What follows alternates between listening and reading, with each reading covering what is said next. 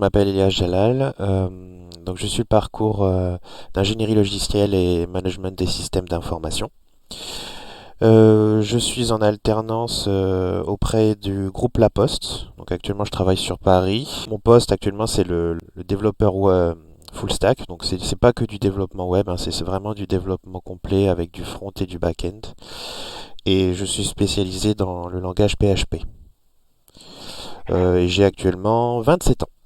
En ce moment, je suis en Master 2 donc de ce parcours ingénierie logicielle et management des systèmes d'information.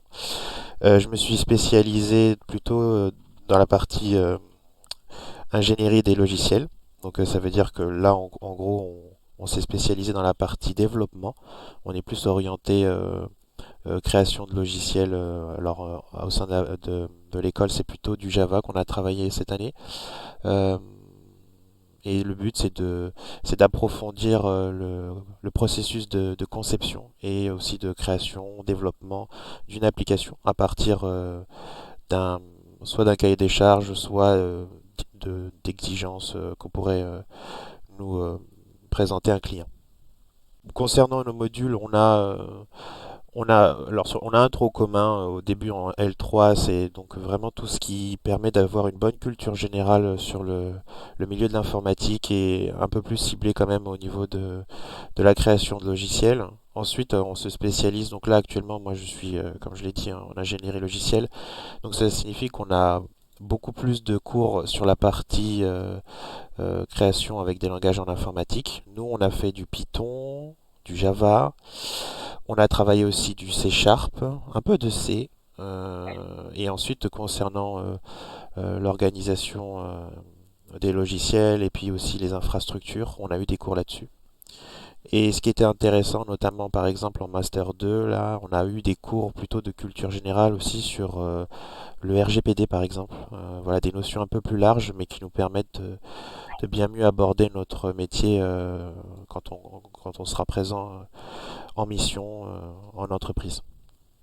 On a souvent un partage en début de cours, comme quoi, pour savoir comment on fonctionne nous et surtout quels sont, on va dire, quel est notre niveau, quelles sont nos compétences. À partir de là, les intervenants s'adaptent donc au niveau de la classe et le but c'est vraiment d'apprendre et de découvrir leur matière. Donc il y a un échange permanent et on peut poser toutes les questions qu'on souhaite, hein. Il y a vraiment, c'est très ouvert et on a la possibilité d'apprendre beaucoup de choses justement en posant ces questions. Souvent, on travaille d'ailleurs en groupe et de cette façon, les intervenants peuvent passer, enfin, peuvent plus facilement en fait travailler avec tout le monde. Ce qui fait que durant toute la formation, on a un contact permanent avec l'intervenant. Alors souvent, ça commence par une phase théorique, cours classique, et ensuite on a des phases de pratique.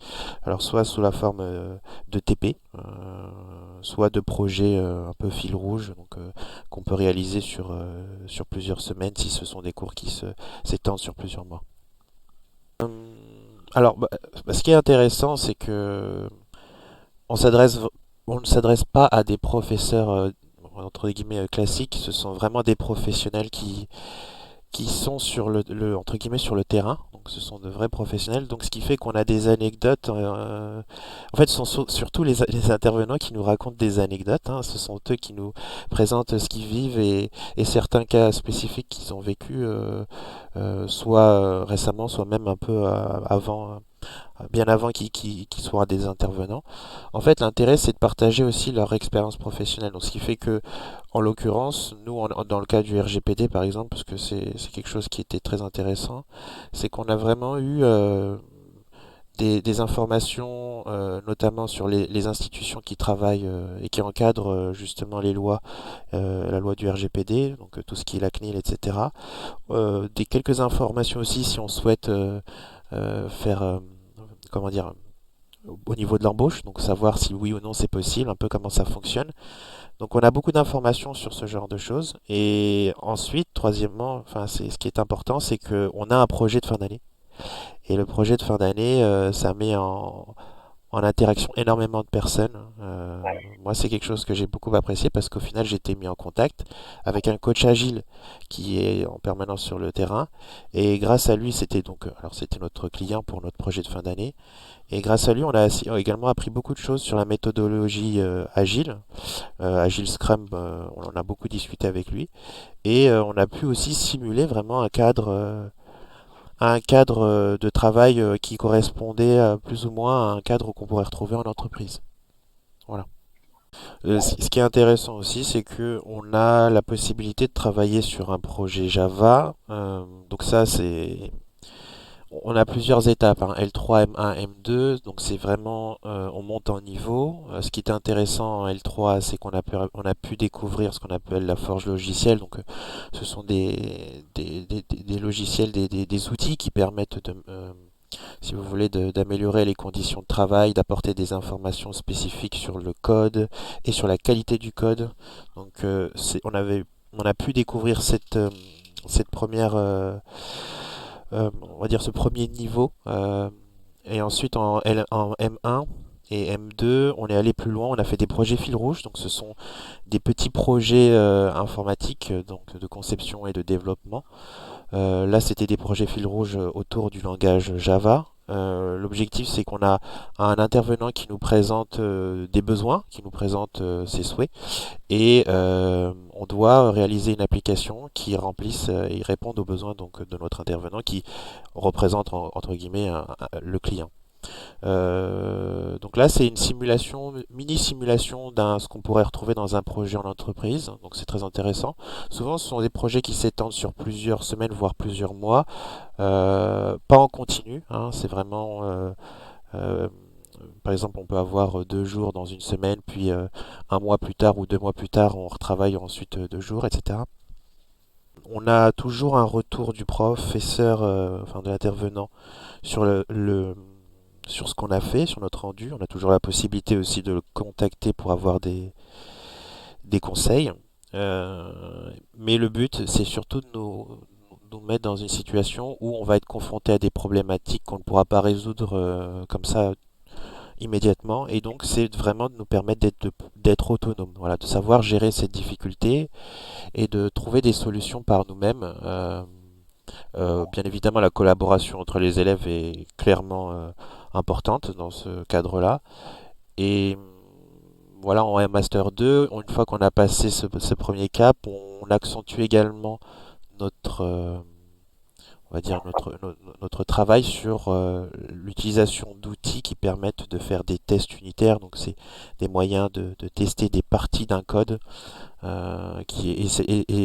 ce qui est test unitaire, c'est très très très demandé en entreprise, c'est très important, ça fait partie des éléments qui sont indispensables pour qu'on ait une qualité du code et donc une qualité du produit élevée.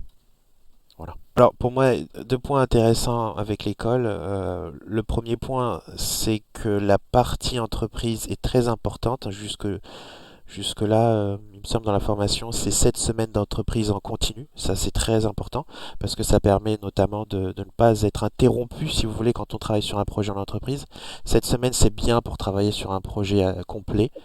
Donc ça, c'est une force. Je préfère cette formule plutôt que de faire, par exemple, une semaine en entreprise, puis une semaine en école, et ainsi de suite. Donc 7 semaines, puis 4 semaines en école. Ça permet aussi d'avoir un bon suivi, de ne pas être trop perturbé si on a besoin, par exemple, de travailler sur un projet fil rouge au sein de l'école, ou de suivre n'importe quel cours qui permettrait d'avoir un suivi sur plusieurs semaines. Voilà, il n'y a pas de coupure, tout est en continu et ça c'est efficace, je trouve.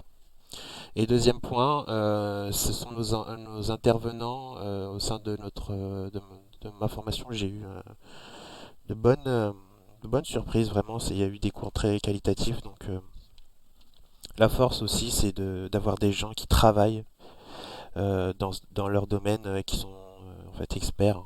Et ça permet d'avoir des informations de qualité.